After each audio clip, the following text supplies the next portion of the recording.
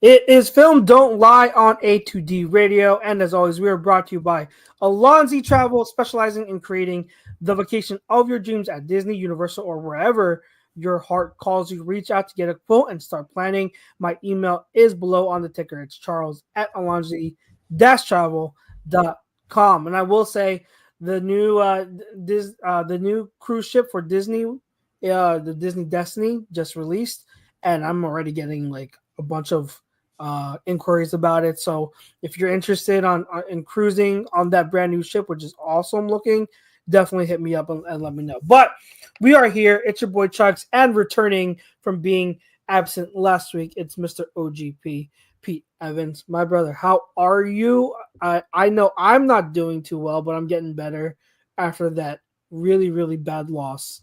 But how are you hanging in? Football has its place.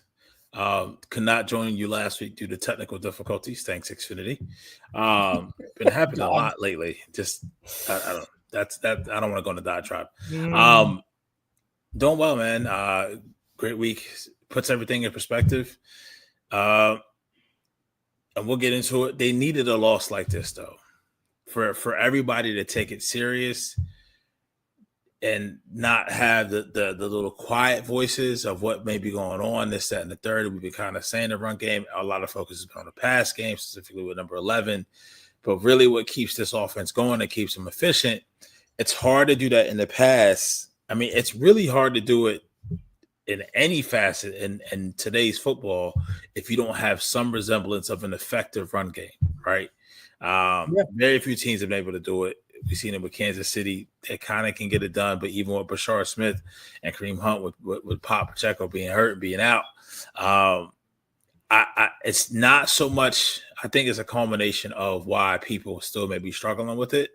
It's the fact that it was a 21-0 lead in any sense, right? But it was the fact of who you were playing, and how it happened. And it wasn't like we put up 21. And they immediately answered with 21. Like, it was 42 minutes because they last scored with 18 minutes into the game. And it was just like you're watching death by like 1,000 paper cuts, man. It was drive after drive that was inefficient. And then, like you said, the uncharacteristic things that this team did. And I mean, we're really going to get into a preview of this Friday's game. So for us, this is a little bit to kind of get what you've been kind of already talking about out a little bit. It was just that you hear Nick say tough detail together. Well, it's funny you say uncharacteristic, but right. We're at a point where it's characteristic of this team. Well, not so much. When I say uncharacteristic, I'm not speaking about the inefficiencies of the offense. I'm talking about the extra possessions given back to Dallas. Like, they haven't had a game to where this almost felt like a game from like everything just kind of the proverbial pimple had hit the head, right? You know what I mean? Everything came to erupt. Everything came to a head. When I 13, I think it was 14 penalties, the most they've ever had. I mean, they literally doubled up the Cowboys on penalties. Some questionable, some self-inflicted, Fred Johnson not reporting or illegal shifts and the byproduct of it is those plays that happened on were effective plays. Yes, they were chump like plays, right? So now you take those off the board, and I mean, uncharacteristic. You had the Saquon fumble, and then you have Xavier Gibson for whatever reason catching the ball inside of the 5. That's what I'm saying. So when you have a loss like that, that is a loss for the whole team, coaches, and everybody in the organization. To say, hey, like, we can't just get through this and with these struggles like we have been. Yeah, we've been getting lucky with winning the game, and they probably win this game if they don't have the Saquon fumble, they don't have the Xavier Gibson fumble. They probably realistically do win this game, which now gets us to another week of, hey, they're 9-2. It's not really that bad when in reality it really is that bad. So that's why I say, from a bird's eye view now, no pun intended, this is a loss that they needed. Because now this makes the Boogie Monster real. Almost. Yeah. Right. Go ahead. Yeah, it's almost like. So I had said this like shortly after the game. Like, I think this is now the crossroads of the season for the Eagles. We don't want to.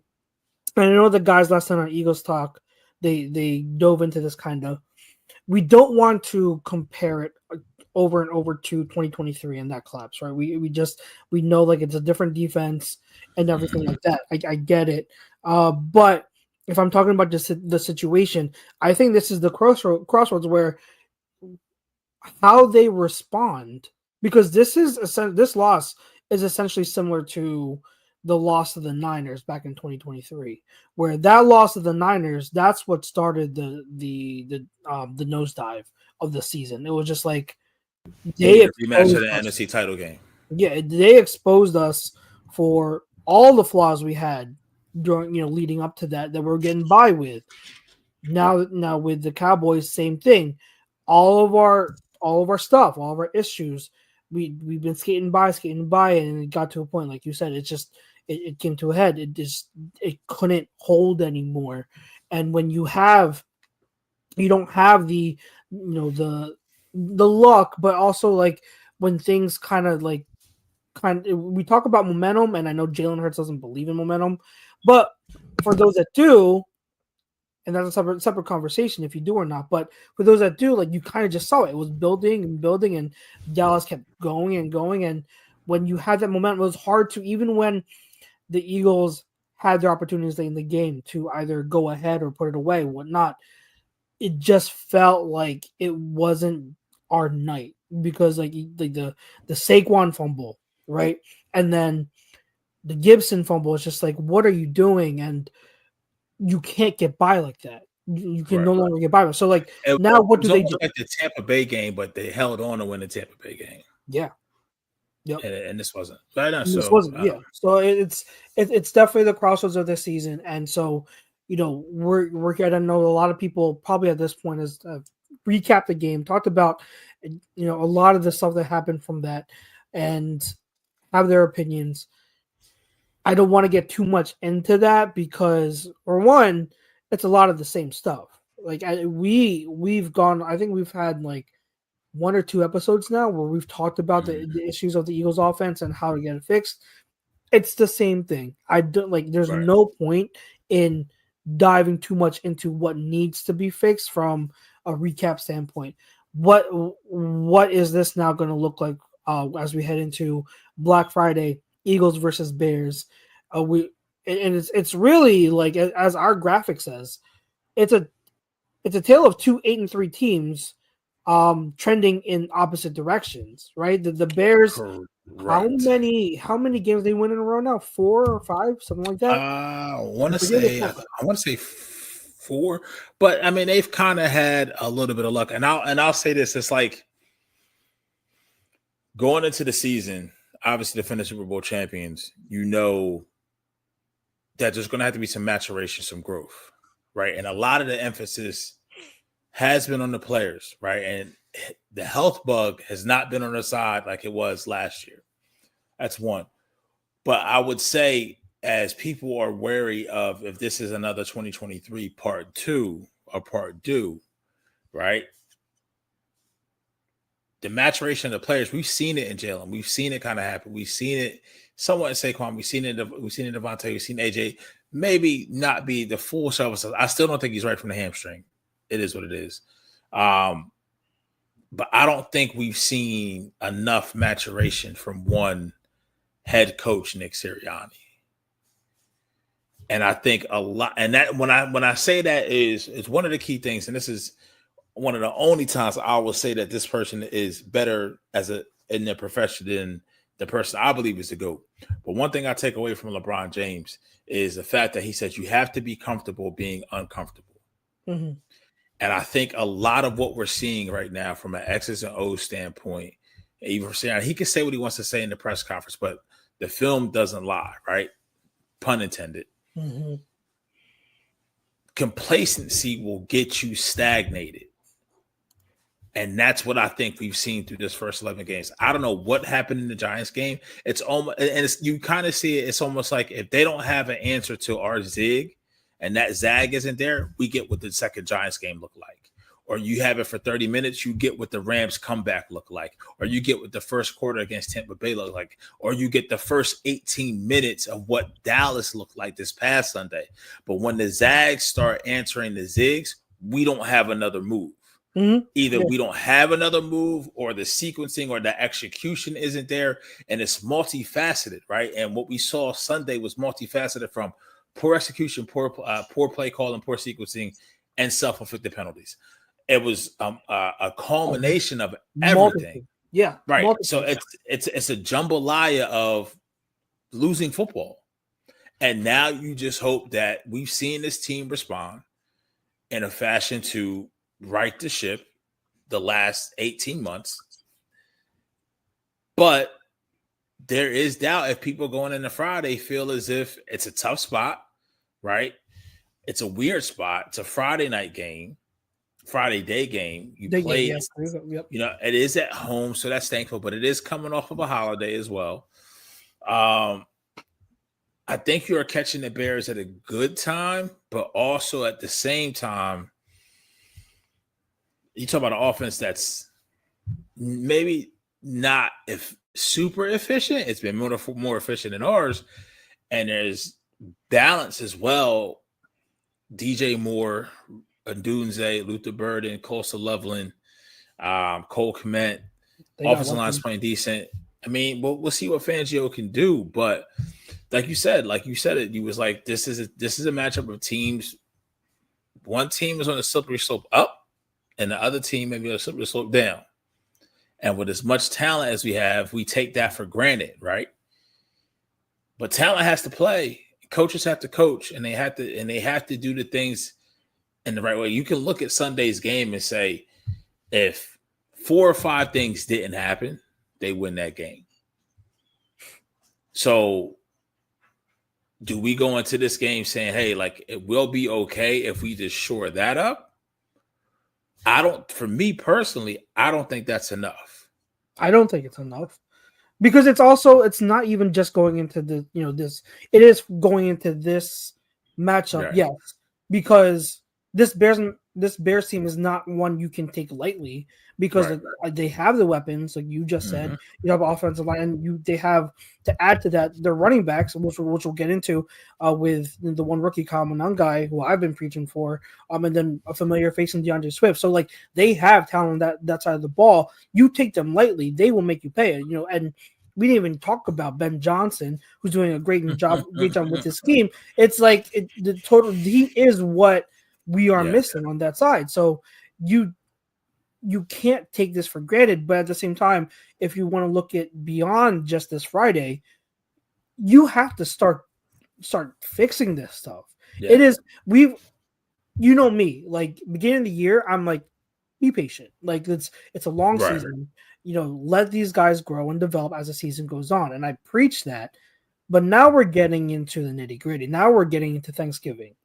This is where teams have to start establishing their identities and being like, okay, this is who we are, and this is how we're going to go into the playoffs and make that deep playoff run.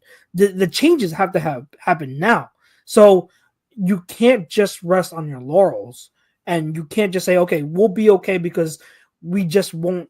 What will happen Sunday won't happen again. Well, like you said, that's not enough. That's not enough, and I don't care if you're playing a Bears who are just it's house money because no one expected them to be this good at 8-3, or playing the Bills in the couple weeks, who's another contender for the Super Bowl. Like, no matter who you play, you have to make sure you are fixing stuff on your end and doing things on your end that you can control and make better. Let me ask you this before we get into the details of the matchup and both sides of the ball. What do you think? And this is, we both agreed, there are a lot of problems. Like, everyone deserves playing on the offensive side of the ball. What do you think is the biggest issue? Is it coaching, or is it the offensive line? Because that's the big debate right now, especially on Twitter. We have half the fan base thinks it's coaching with whether it's Sirianni or Kevin Patullo, and the other half says it's simply the offensive line and how they're not the dominant run blocking unit that they once were. For the overall success of the offense, I would say it is the offensive line play, because you're literally taking away a facet of your team. When we talk about this team on paper and you look at who do we want to stop, like who's our main focus from a defensive coordinator standpoint, you're pretty much negating Saquon's impact based off the inefficiency of the run game, which is also having an impact on the passing game. I will say from the coaching standpoint of that, if you're sort of like a 100% pie, right, I would say 80% offensive line, because the run game, not being efficient in the run game, is severely hurting this team. And it's hurting the team from the standpoint of just being able to have sustained games where you're having effective drives. From the coaching standpoint, tied to the offensive line, I don't think the run scheme fits are doing any favors. We said how we talked about KP being creative in the passing game. Guess what? For the last 5 years, he was a passing game coordinator, right? Who's the run game coordinator? If I'm not mistaken, it's Stout. Listen, I get it. When your team is just better than the other guy and they're executing at a level better than the other guy that they're blocking, you can be very basic and very vanilla. And you would know this better than me. Is there levers that they can pull from a run game standpoint, scheme wise, that we haven't seen to account for our deficiencies or our ineffectiveness with run blocking? Is that a lever that they can pull? Let me answer it this way. Okay, so you say it's 80%. The run block and the offensive line, that's the biggest issue. I would say, or as the key, once again, as you phrase the question, and I'm not trying to misinterpret the question, but how I perceive it is, what is the key for them to have, so we don't have this conversation about offense. And when you have Saquon, I think he averaged 2 or 3 yards a carry, and it's not so much about just the offensive line, but it's also what that defense was doing before. And quiet as kept, people didn't see it on Sunday when you're watching the game, but they had every time when Saquon was in the backfield, for the most part, their three best D tackles in the game. They had 5-man fronts, trying to stop the run. So from that standpoint, yeah, maybe you can say the coach has to do the pass game has to do something a little bit better to take that pressure off. But that's just my very initial gut feeling on it. Is just, if the run game was more effective, not is what it would be last year, because last year was historic, right? But it's a far cry from that. Can we get anywhere back halfway to that to help alleviate that pressure that's on the passing game, to where you do have some stagnant drives, you do have some stagnant plays, and you kind of feel like you're stalling a little bit? That's something that you can rely on. Like last year, we felt as if the run game was something we could rely on, right? And now with this year, through 11 weeks, I don't feel as if, and there has been in and out in the lineup health-wise for the offensive line. That's, for me, I think that would be the easiest solution. So I think that would solve a lot of issues, a lot of pressure off the rest of the offense if we can execute, or whatever levers we could pull to get Saquon going, to get Bigsby going in meaningful attempts, not these 2nd and 20s and seeing a 6-person box where Saquon seeing 2 extra bodies. Yep. Yeah. Okay. So I will answer your question this way, and it's going to be a long-winded answer, but like, this is where I do disagree. I disagree with a lot of people online that are saying like it's the offensive line, it's the run blocking, which is a huge issue. Let's get that to it. Like, this is the worst offensive line, at least in terms of run blocking, that we've seen in a while. A while, maybe like 2020, I think it was. But the thing is, that line was bad because everyone was injured every single week. We saw like a different combination of offensive linemen, I think, for I forget, 6 to 8 weeks straight, we had a different combination of offensive line. So like that you could understand, but that's not so much the case with this one, with this offensive line. So that is still a big problem, and I don't want to make it seem like I'm saying that it's not a big problem. Obviously we've harped on it already. Penalties have been a big problem. Operations has been a big problem. Continually having to snap the ball with 1 second left on the play clock. That's just you're killing yourself with that. But so there are a multitude of stuff. But to me, the biggest problem, if I'm going to place blame at someone and say like this is the number one thing to blame right now with this offense and why they're struggling, to me it's absolutely coaching. It's absolutely coaching. So let me bring it back. Like before the season, and I said it a lot before the season started, I was hopeful that the run game with Saquon, it would still be great, even though it may not have been what it was last season. I was hopeful it would still be really good and the foundation of this offense. We continue to be like a run first offense. But I also kind of knew, and I even said that like defenses are going to counter us. They're going to throw a counterpunch. They always do. Whenever it comes to the top offenses, year after year, the defense is going to look at them, study them, and offer a counterpunch to what the top offenses are doing around the league. So defenses we're going to prioritize stopping our run game and stopping Saquon, and that's what they continue to do. And so it was expected, or at least it should have been expected by most of us, that hey, our run game is going to have a lot of tough games out there where they can't be the reason we win. So the passing game was going to have to take the next step forward. And you add in the fact that again, Pete, I've said this since the loss of the Commanders, we don't have the backup tight ends support a heavy, running out of these heavy packages, right? Like we don't have the blocking tight ends after Goddard. So and in theory, on paper, it sounds like it should be effective, but the conceptual execution of it and the roster that you have, you don't have that other guy. I really think at the trade deadline, the second tight end, we've been saying it like that was huge to get someone that could truly run block as a backup tight end behind Goddard. Yeah. Especially if you're insistent on playing this much 12 or even 13, like you got to have a tight end who can block then, and they don't have that. So like that's a big reason why the run game is not working. So if the run game is not working, like this passing game would have to take that step forward. And that is on the OC and the play calling, right? That's on the offensive coordinator and the play calling.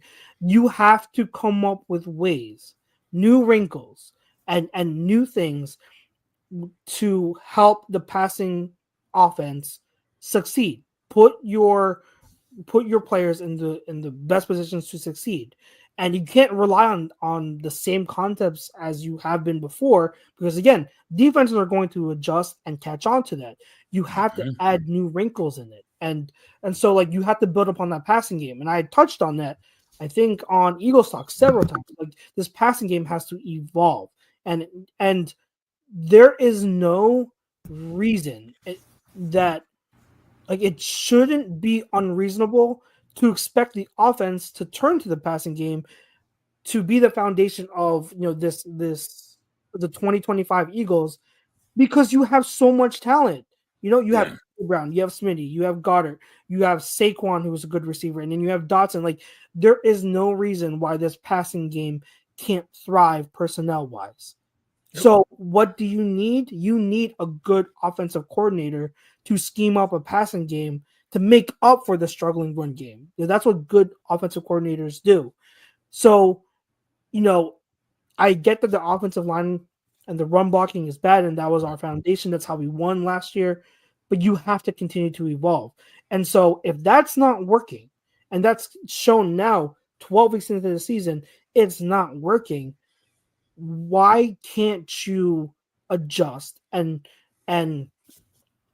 have a coach, an offensive coordinator, to take this passing game to the next level and do things to put your weapons and your receivers in the right position. And we talked about Ben Johnson.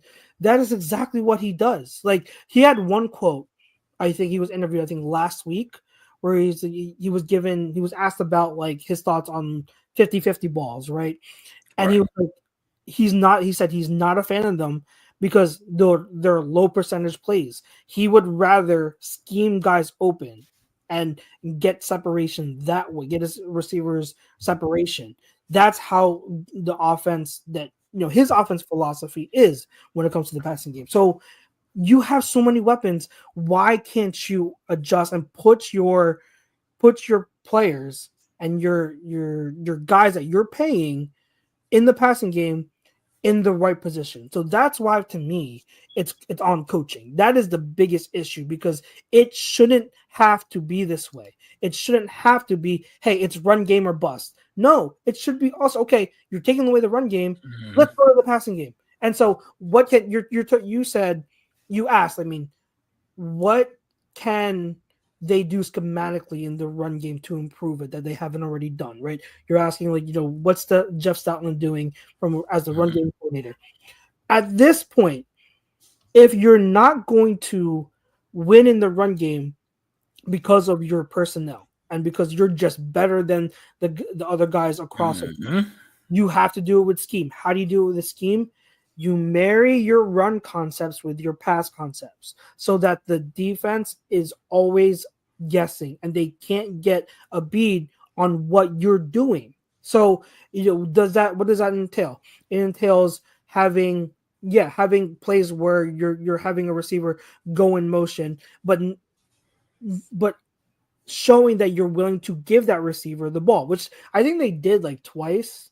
If I remember, once or twice with the Cowboys. So that's good. They actually gave the person in jet motion the ball and handed it off to them. That's good, right?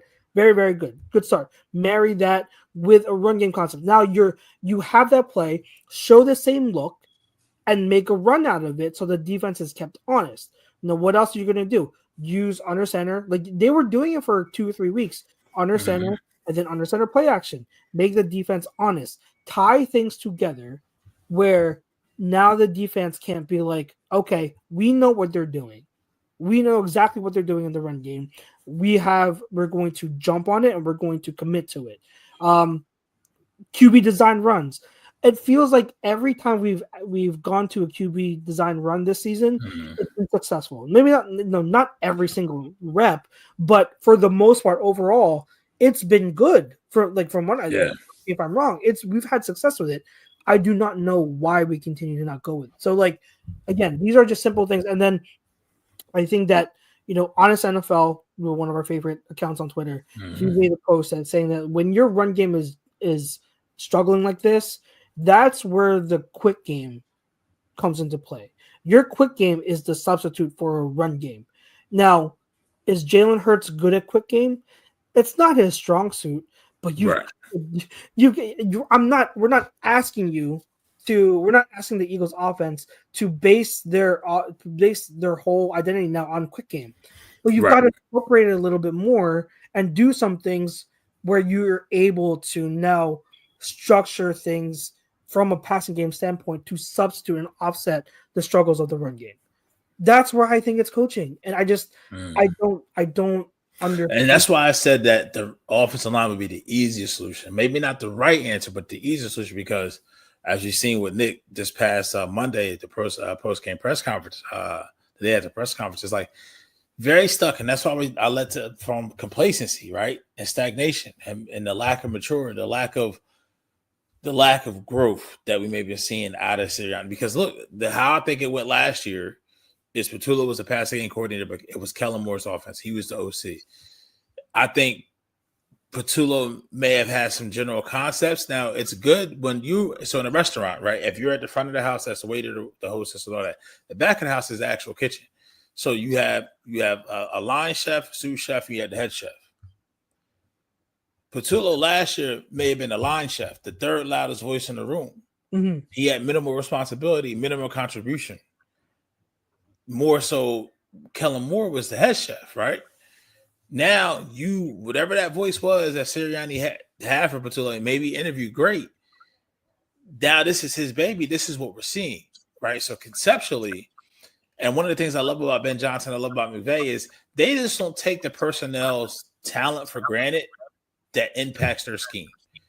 They view it as if I have Tutu Atwell as my ex or Devontae Adams or Puka, I need to be able to have a game plan and a play that's going to get them open, that's going to free them up. We obviously don't have that here, right? Mm-hmm. So that's where I'm just looking at this whole thing, and that's why I agree with you from the coaching standpoint. But it just didn't start. They were set up to be like this in the offseason when they made this. When realistically, Nick made this decision, right? And I think the players brought in the KP at first because he had been around for the past 5 years as the passing game coordinator, and they thought maybe he could take that next step. What we're saying now, and some of us on the A2D radio platform were saying it 4, 5, 6 weeks ago, some even earlier, is that he ain't it. Now, after 11 games, 12 weeks of the season, you are finally seeing like, all right, yeah, this isn't it. So now, is it easier in season now to make that transition to a different OC? Because it's not like the Raiders where Chip Kelly's now out of a job. They're 2-7 or 2-8. This team still has aspirations to host a game, to be the divisional champion. That's step one. And just go game after game after that, week after week. I don't know what they do from here. They have not proven it to me that they can yet. And here's the other thing. The league isn't scared. Mm-hmm. Regardless of what they saw on paper, you literally were spotted 21 points and you did not score for almost 3/4 of the rest of the game. Yeah. There's nothing that you're putting on film where, like Dennis Allen, the Chicago Bears defense coordinator, going to this game is going to be like, they cannot sustain a successful offense and put up points 60 minutes of football. Yeah. That's what you needed to do. The whole thing you're talking about, something in the past game if they would have put up 35 or 28 against the Cowboys, 21-7, come out in the third quarter, 28-7. That's where you'd be like, all right, maybe we can't go to light box. Maybe we can't go pack in the box against Saquon early in the dance because now it looks like they may have found something with the pass game. Yeah. And you did it on a team that statistically has a lackluster defense. You know what I mean? Where you let them continuously come back in the game to the point to where you ended up losing the game on the last second field goal. So, I think that kind of puts a bow on Sunday. Yeah, it does. So if we're getting into the Bears, if we're getting into like the details of Eagles Bears again, my whole diatribe, they've got to schematically find a way to get this passing game offense going. So like if we're looking at the Eagles offense versus the Bears defense, right? If I was looking up the DVOA numbers, so Eagles offense, surprisingly, DVOA is 10th in the league at 8.3%. Bears defense is like middle of the pack in terms of DVOA, 0.5%, which is 14th, right? They're middle of the pack. So like I'd say if you're looking at them, and I'm sure Bears fans would attest to this, like overall, they're not a good defense, but what they do is they take advantage with turnovers. They make plays with turnovers. So they actually lead the league with 2.5 takeaways per game. They have 24 takeaways overall, 16 interceptions, and 8 fumble recoveries. So yeah, 24. That's 2.5 a game on average. So that leads the league. So that's where they make their money. Now, the Eagles offense, we don't turn the ball over, granted, like we did twice with the Cowboys, and we saw those pretty much led to the loss. So that's the first key to the game is limit your turnovers. Don't let the Bears give them extra possessions. Don't let the Bears do the only thing on defense that they can rely on it, and that's generate turnovers. I mean, their one corner, Nishan Wright, not that great of a corner, but what he does well is he gets interceptions. And then a familiar face, Chauncey Gardner-Johnson, we know that he has a reputation with us to be a ball hawk. So don't let them wreck the game with takeaways like that. Just take care of the ball. I'd say that's the first thing. They're not good in the red zone, so we're really good. If there's one positive of Kevin Patullo this season, he's for some reason that creativity and play calling is really good in the red zone. I don't know what it is, but it's like he flips a switch and it's like, oh, I can do this, and so we're really good in the red zone. Keep that up. I'd say also just lean on the passing game like you did against the Cowboys. It's the run game is not working. Use it as a compliment, obviously, and give Bigsby a few more carries, but lean through the passing game. This defense can be had. They do like a good combination of different coverages, like cover 2 and cover 3 is what they play most of the time. They play, they play that like about 26% of the time each. So cover 2 and cover 3 make up about half of the coverages. Cover 1 is about 21%. So it's almost like an equal approach of like single high and shell coverage. So you're going to see that 60 they play mostly zone out of that, 67% zone and 29% man. But again, these their coverages can be had. They don't have the best personnel, so you can attack them. You can definitely attack them, that defense. So go with go through the air, and then I think we touched on it. Just stop with the self-inflicted wounds and mistakes. Like, stop with the penalties. And now that's going to be tougher, as you said, with how the defense can be had. They don't have the greatest personnel. Now with us on the back end, due to injuries and how Fangio likes to play that cover 6 or quarter half, especially in the secondary. Now we're playing with a handicap because Huba's out, so now he's going to have Sidney now the next step to play full time. Yeah. And what's the status on Reed? He's going to play. Reed's going to play. Yeah, and they said that Adoree Jackson has cleared concussion protocol, so he's not in protocol at all. So he's good to go too. Thank God. Okay. Who would thought I would have said thank God Adoree Jackson's going to play? But I mean, he hasn't been terrible, and I think I've also just I want him in there. A big part of it is due to the fact that I want Cooper DeJean to stay in the nickel or stay in the slot. So with Adoree there, I think he can be okay. And just keep Cooper in the slot and nickel packages. So, yeah, that's anything I don't know if you had anything else in mind when it comes to Eagles offense versus Bears defense. Not just execute. I mean, listen, the Steelers offense put up 28 on them. And that's yeah, definitely. And that was with DK missing some time. So and they could be had in both on the ground and in the air. Just got to be efficient. Fairly enough, they take care of the football well. No self-inflicted wounds, and take advantage of the opportunities when they present themselves. Yep. Yeah. So now that if you flip it, let's go Eagles defense versus Bears offense. DVOA, Eagles defense is 8th in the league, negative 0.6.8%. Bears offense is, I believe, it says, I don't know how much I agree with it. Like it says they're 25th in the league, but I think they're trending up. So I'd say I'd say it's better. I also might have, I might have flipped that. The Bears defense is they're 25th in the league at 10.9%. The Bears offense is what is 14th. Yeah, so I mixed up the two. So sorry. So again, for clarity, Bears offense 14th in the league at 0.5%. Bears defense is 7.9%. That's 25th in the league. So their defense is bad. So Bears offense has been trending up. They're figuring it out under Ben Johnson. Again, it's a big reason why they are on this win streak. Run game. It starts with the run game for them. That they build their offense through the run game. They got a little two-headed monster right now. They are primarily a zone. Sixers lost by 31, by the way. I know, I saw. Yeah, just whatever. Bears run primarily zone concepts. Outside zone 37% of the time. Inside zone 14% of the time. So that's over half of the run plays are some type of zone concept.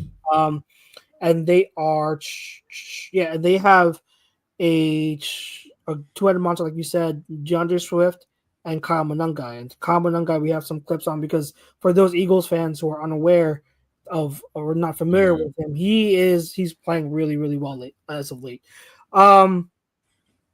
Personnel wise, they major in 11 personnel, some 12 personnel because they have Cole Kmet and Colson Loveland, but it's mainly 11 personnel. They got Odunze, they've got DJ Moore, and they've got the rookie Luther Burden, who has contributed more and more as the season has gone on.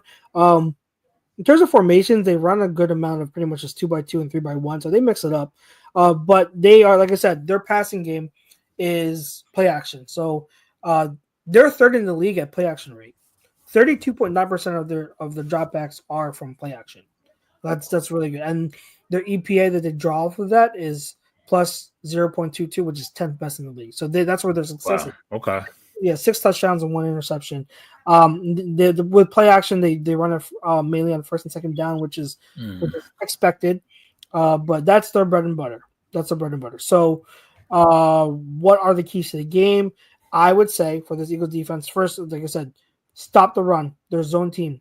You might want to incorporate some 5-man surfaces to combat outside zone. Also, you might see a good amount of that. So the edges are going to be very, very important. I'm talking about Nolan Smith and Jalen Phillips. Very important to send that edge this game. To defend play action, the linebacker is going to be very key. So I mean, I don't know what they're going to want to do. In terms of because Nakobe Dean is playing lights out, but if you're talking about who's better in coverage, I think we all know Jahad Campbell is better in coverage as a linebacker than Dean. So I'm interested to see what Fangio's going to do there. But yeah, those linebackers are going to be very key off of play action to not get really bit and stay disciplined and really, really know what they're looking at. Another key, I'd say, when it comes to Caleb Williams, the one standout thing about his game this season that is improved drastically since last season is his sack avoidance. I talked about it last. He leads the league in sack avoidance. So what does that mean for the Eagles defense? They've got to finish. They've got to find a way to finish their pass rush. And I know that was an issue before, pre Jalen Phillips trade. They've got to get Caleb Williams to the ground. So lane integrity, finish your tackles, wrap up, finish and get those sacks. Don't let him avoid that pressure because if he does, he's going to be able to create. So and his arm has enough talent to get the ball to his playmakers. They started to incorporate DJ Moore a little bit more than he was having in the game plan last week. So our secondary is going to play sound, especially like you said, play actions. And it's not if you say about play action, it's really big with your linebackers. The right behind that is your safety play. So listen, Sid, I need you. I know you want to be heat-seeking missile man, but I need you to play within the confines of the structure of the defense. Don't go off script. You know what I mean? So, I would be surprised if Ben Johnson doesn't draw up several plays to test Sidney Brown. So. Yeah. Now, when it comes to the run game, I think Sidney Brown's going to he's going to help in that run support. So we all know he is a heat-seeking missile. So I'm not concerned about the run game, but it's that play action and what is their line their offensive line success as a whole, pass block, run block versus our defense? They're more of a run blocking unit. And they what's his what is I have it. I couldn't. I'll look it up. But I had it rid of. Where's his name? What's his name again? Darnell Wright. Okay. Beeson right now. Darnell Wright is Beeson. So they got Darnell Wright at right tackle, Jonah Jackson at right guard, Drew Dahlman at center, the former Falcon, Joe Tooney at left guard, and then I think Theo Benedict at left tackle. So it's a solid O line. They have their struggles somewhat in pass protection, but in terms of run blocking, they've increasingly got better and are a huge reason why that run game, that rushing attack for the Bears has been pretty good as the season has gone on. So Yeah, their offensive line isn't bad. It isn't what it was. Definitely isn't what it was last year. Right. That definitely is not what it was last year. So, anything you wanted to add before we get to the clips in terms of Bears offense? No. Defense? No, but if I just started to get a little choppy, so if I drop out, I apologize. No problem. No problem. All right. So let's get to it. So for those Eagles fans who don't know or unfamiliar with the Bears rookie running back Kyle Monangai, I have talked about him. He's one of my guys from the draft. He's come on, and while most people are surprised even a bit from his emergence, I am not. I am not surprised one bit. This guy can play. And I think one of the What round was he taken in? It was 7th round. Jesus. I had a 3rd round grade on him. So just saying, you'll probably not find a single person who was as high on Kyle Monangai as I was. So yeah, very familiar with this game. One thing that we talked about the Bears and their zone running attack, right? They're primarily zone run. Kyle Monangai is so good at zones, at running zone. So there's just one run here. We've got, it's a draw, but it's going to be with zone blocking with that. Number 65 is lined up as fullback as the lead blocker. So keep an eye on the linebacker. So that's Patrick Queen and Malik Harrison. I want you to see here. Look how far Kyle Monangai presses that line of scrimmage and stays vertical. And then, boom, out. It's so disciplined, and it's very, very, very, very good path. Very good post-snap path. Is stay vertical, press. Look at him draw the linebackers in, and then that cut to the outside, the horizontal burst that he has, and that quickness. He can make cuts, guys. So his ability to get, like, he's almost lost in that pile right there, but he presses into the very last second, then boom, he's out. And this goes for 9 yards. But we talk about zone blocking and just he's able to press. You could see on other reps from the season when he runs inside zone, it's similar to what you see here. It is just press, boom, out. Right? So again, common guy, press the line of scrimmage, out. And he goes for 9 yards. So that's that. Now, the other thing is outside zone. I love it. Him running outside zone is it's a thing of beauty. It's one of those things like where people think if you run outside zone, you have to be like a fast running back. No, you don't have to be a fast running back. You have to know efficient footwork and where the vision of when to make your cut and where. So when he runs outside zone, it's so good. Look at the spacing and the efficient footwork. Like press. Now look at it as he's making this. Look at his shoulders; they're almost parallel to the line of scrimmage. But as he's making this cutback, look at his hips as they're turning almost toward the sideline. They're pointed almost to the opposite sideline. That hip flexibility is something that when you're watching running backs, look at their hip flexibility and how they're able to turn and open up their hips. That helps so much in terms of change of direction and being smooth. So when he's cutting this back, look at that change of direction, and then him also that spatial awareness, right? Yeah. He's hugging his blockers, and then as I think this is Pierre, I think it's James Pierre, I believe, of the Steelers, as he's safety. Yeah, the safety. As he's trying to get this tackle in on Monangai, look at Monangai take away that outside hip. He's going to bend, and then boom, like he avoids that tackle. So that hip flexibility, the be able to turn and take that target area away from defenders helps so much when it comes to tackle breaking ability. So this guy can play. Kyle Monangai is so good. He's not explosive vertically. He doesn't have that speed, but man, like, there's another star running back in the league. Goes by the name of Kyron Williams, who's not fast or at all, but he has their styles are not that far off. Where Kyle Monangai has that agility, that vision, ability in zone blocking, zone runs to really see stuff. He's physical, he's powerful. So like, even though he doesn't have that speed, he's got so much other stuff, high end traits about his game that really is going to make him a really good running back. So, anything you wanted to add?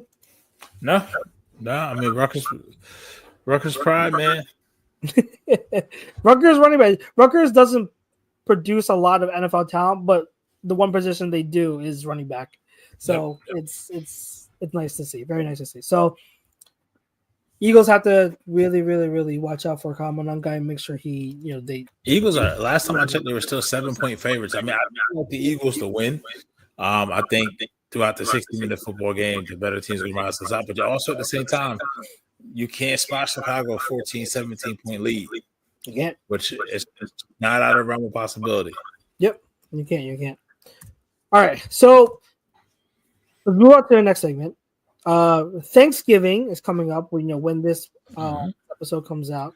A little over 24 hours away when this drops. Yes, over 24 hours away. And I wanted to do this segment real quick, and it's what we're thankful for in this from this NFL season so far. So I have a couple. Do you want me to start or you want to start? Go ahead. I'm trying to get an idea where we're going, so I'll have you start. Okay. So like I said to you before, it could be anything you want to be thankful for. But the first thing I'm going to say I'm thankful for is parody. I am so thankful. Yeah, was that going to be one of yours? Yeah. So I am so thankful that the NFL has parity. I mean, you look at the AFC.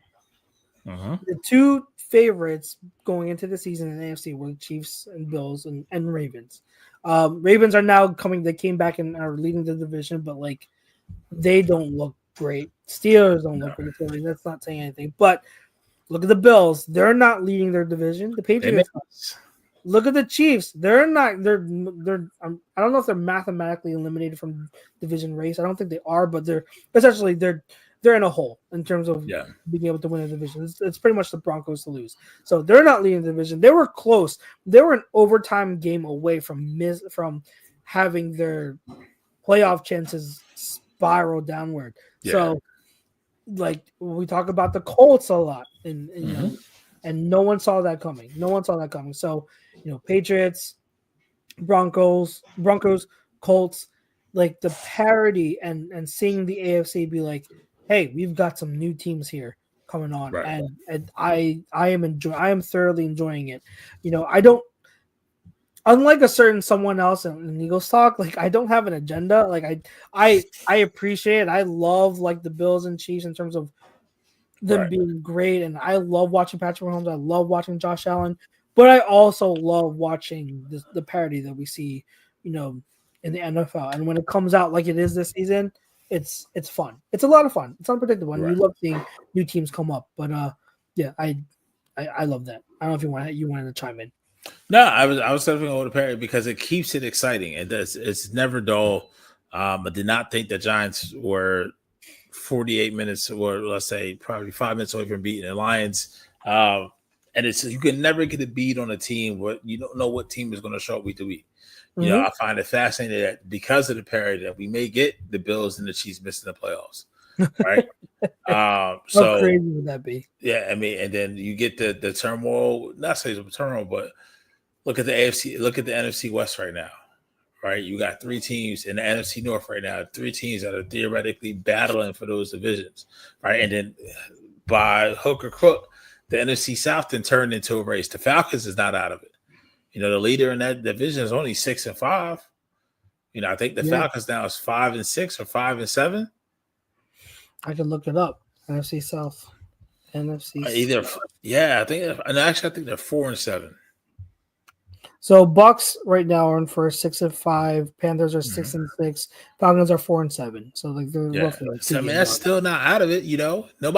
Nobody's running away with it. I mean, I think the Eagles may have the biggest division lead, the largest division lead in the NFC.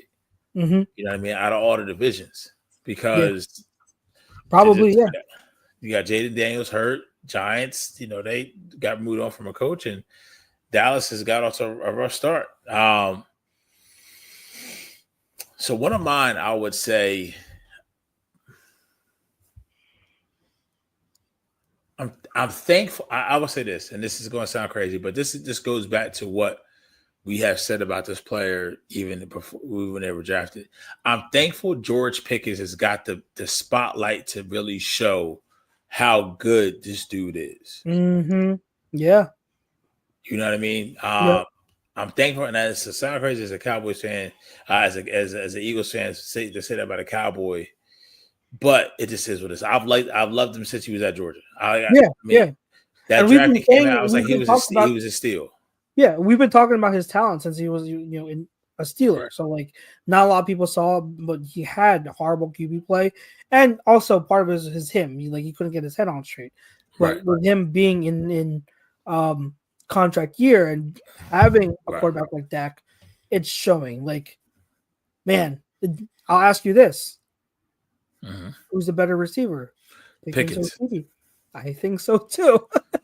Better hands. I don't think so. I don't think the burst and the speed and everything else is as CD has that much of a lead. I definitely think Pickens' hands are better than CD's. No, 100%. 100%. Yeah, absolutely. 100%. I would say the other thing I'm thankful for.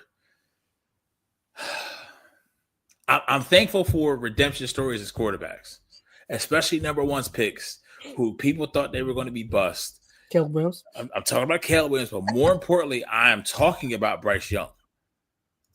Well, he's been up and down. He's been up and down, but this time last year they thought, and honestly, they should have won the game yesterday if they knew what they was doing. They had 3 picks in the first half.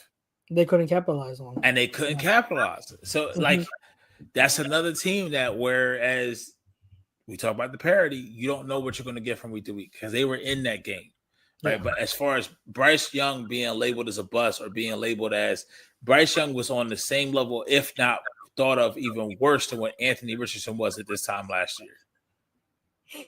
Yeah, before he went on that stretch. Yeah. So, second chances, man. Second chances. Oh well, my other one that I'll say I'm thankful for. It has to do kind of with. One of those quarterbacks, those second chance quarterbacks, Sam Darnold. But not completely or not solely about him, but I'm thankful for the Seahawks bringing back the under center passing game, and I'm not talking about under center play action, just under center passing game, like pure passing concepts from under center, and I really do think they're going to start that trend. And we're going to see, maybe not this year, but as the next few years progress, this year and following, I do think we're going to see that trend come back of more teams basing their passing offense from directly under center. And it feels like, Pete, I know we're like roughly kind of like the same age-ish, but like how long has it been since we've seen offenses that do pure drop back passing game from under center? I mean, like it's been 20 years. I wouldn't say that. I would say Brady was always a proponent of it. Yeah, he was. But as far as league wide to where you saw league wide one team doing it, it feels like it was the 2000s. That's when we last really saw it, and then I think I could be wrong. And I would probably say like 2005 to like 2004, 2010. So he's still close to 2000s. Yeah. But that's where it was almost a staple in everyone's playbook. Yeah. As an offensive coordinator. And then it went shotgun. And then I forget what started the trend of shotgun, but then everyone. Because even when Peyton went to Denver, they used to do it a little bit, but it wasn't as prevalent. Yeah. So I really like that. Again, we talked about this before, but the NFL is both ever evolving, but also cyclical. Things come back around. It's loops, man. It's loops. Yep. It is. It comes back around. Everything. So, all right. Those are things we're thankful for. So let's end it now with no huddle. I don't know if you had anything. I had like a couple. When are the Patriots going to lose again, man? Let's see their schedule. I'll pull it up. New England Patriots schedule. Man, let's see. So I think the Rams can run the table, and I think they can run the table. They play the Giants. Win. They play the Bills December 14th. That's a big one. But it's in New England, right? In New England, that is correct. They play the Ravens, and then they play the Jets and the Dolphins. So they've got three of their next 5 games are ones they'll probably heavily be favored. Heavily. Yeah. It's the 2 matchups against the Bills and the Ravens where, yeah. But they could run the table. They're looking at your number 1 seed, baby. How crazy is that? Now, okay, because I know it was a topic I think last week. And how is the Broncos Commanders still the Sunday night game? I don't know. Is that still, can that still be flexed? Or is it too late? I think it's too late. Yeah, probably. Oh, whatever. I know Cam Newton caught a lot of flack last week when talking about this, and that was a whole story. But do you think they're legit, or are they fool's gold? And what is the definition of fool's gold? You talking about the Patriots? The Patriots, yeah. They're legit if they get the number 1 seed. They're legit if they get the number 1 seed. I think the AFC kind of effed up a little bit. The fact that the Ravens are struggling, they may find the form, even though it's not what it was last year. But the team, a couple weeks ago, we had said that this dude should be MVP, and I still think he has a quality MVP case. But now Matt Stafford's taking that; he's grabbed that by the horns. Davis Mills may have saved the Texas seasons, and it's crazy to even say that. It's crazy to even say that. But now you play the Colts, and I think the Texans are 500. I think they're 5-5, if I'm not mistaken. I can look. Now you win this game, then you're only 1 back in the division, and the Colts still have to play the Bills. And I think they have to do that in Orchard Park. Colts have a brutal schedule. They have a brutal schedule coming up. So yeah. But the Texans they're just 1 game back of the Jaguars. But they've won 3 straight. I mean, and then Stroud's coming back if he can. Well, who knows? No, they're actually 6-5 right now. Yeah, the Texans, 6-5. So they're 1 game back with the Jaguars, who's 7-4. I don't know if they play each other still. I think they play in Jacksonville. But when we first started this, I said the Eagles Texans in the Super Bowl. I mean, I think the AFC this playoff here it's not going to be one of the favorites that make it. Okay. We talked about,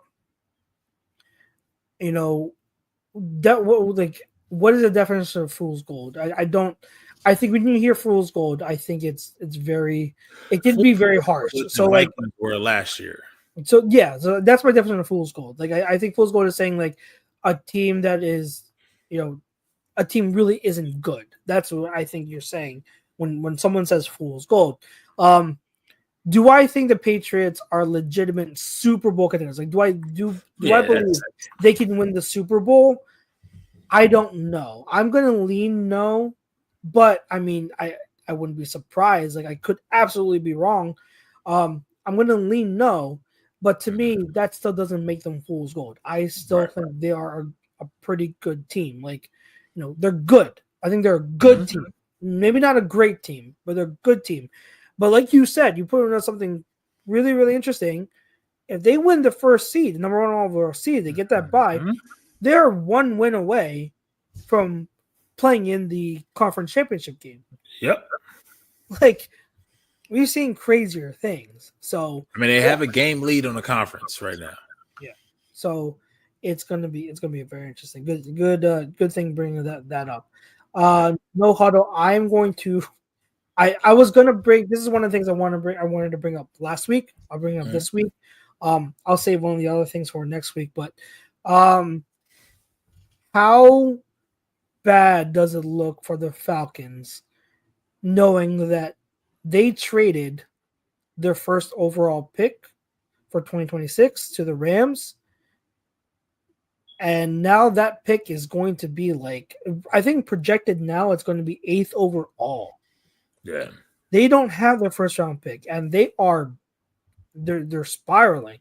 Yeah. So 8th overall pick right now, projected 8th overall pick is not going to be in your pocket. And it's going to the Rams, who I'd say are right they don't now need it. The best team in the league right now, I'd say. Yeah. How crazy is that? Like, I don't remember what your take was, but when they traded that pick, I think was it for Green? I forget. Is that the one they traded for the pass rusher? Yes. Yeah, when they traded that pick, I was just like, I wasn't the biggest fan. What are you doing? So, like, it was a lot. It was a lot to give up for. I'm looking up drop trade. I'm looking up the the specifics of the trade. It wasn't Green. It was Pierce. Sorry, Green is the one that went to the Ravens. Okay. They traded for James Pierce. So, man, like I know they wanted to really boost the, because they were desperate to boost their pass rush, right? Because that's been their weakness, and I get it, but to trade that for James Pierce, he's undersized, and now just look at it, a top 10 pick, you don't have that. Nope. That is such a bad look, and I wouldn't be hope they get hot. Yeah, I wouldn't be surprised if the GM and head coach are canned after this season. I mean, I think Morris, this is the second time around as a head coach, and I just think this is like, all right, I'm definitely just the coordinator. You know what I mean? I could be a good coordinator, head coaching, just because of the responsibilities, this, that, and the third, and how I have to look at. Because really, for them, it's the offense. But I mean, now they got a couple of injuries. Well, not a couple, but they got Drake London out. Penix is out. Yeah. So.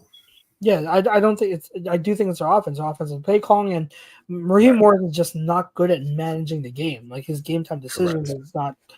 It's not that. It's not there. So I just, it's such a bad look for them, and you got to feel for the Falcons fans, man. Like, that sucks to have a season like this and not in your head. You're like, well, at least we get a first round pick. No, we don't. We don't have that first round pick.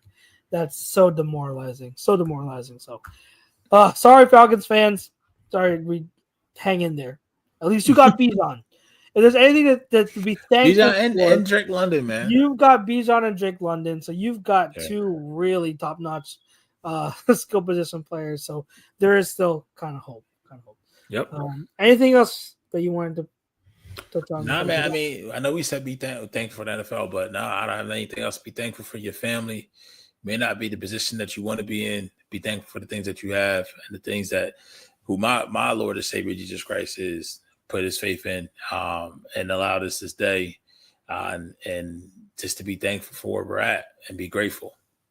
Yeah, 100%. I'm, in times like this, and I'm sure we all go through like our struggles and we go through life, but as cliche as it sounds, like this time comes around with Thanksgiving and thankful for the food, obviously, and dinner and everything like that. But it is a good reminder to take what you have in life and take a moment and just be like, we're blessed. Count your blessings and be like, there are a lot of things in our lives we can truly be happy about and thankful for. And I'm blessed with that. As difficult as I may have it at times. And same thing with all of us, it's good to just look at it and take a step back and be thankful for what we do have in our lives and our family. And, I'm thankful for you, bro, doing this show. It's what we do every week. And I have a lot of fun growing it, and thankful to be able to do a show that we can dive into the weeds, and give content like this. So, I'm thankful for all the viewers. If you're tuning in and you listen and watch us on a regular basis, we are thankful for you as well. We appreciate the support that you give us, and hopefully we'll continue to give you great content moving forward. Thankful to our sponsor, Alonzi Travel. Again, guys, if you're looking for a vacation, hit me up. It doesn't have to be Disney or Universal. Those are my specialties. It doesn't even have to be Disney or Universal. Reach out to me and I will see if I can help you out. So for myself, for Mr. OGP, Pete Evans, for the rest of us at A2D Radio, have a blessed and wonderful Thanksgiving. Yes. And let's hope the Birds bounce back on Black Friday in their blackout uniforms, which are the best Eagles uniforms there are out there. Not the Kelly Greens. I'm so sick of the Kelly Greens after that loss. And I hope they go with the matte helmet, helmet too. I'm done with the Kelly Greens. Let's bring in the blackout uniforms. Happy Thanksgiving, guys, and we will see you next week. Peace.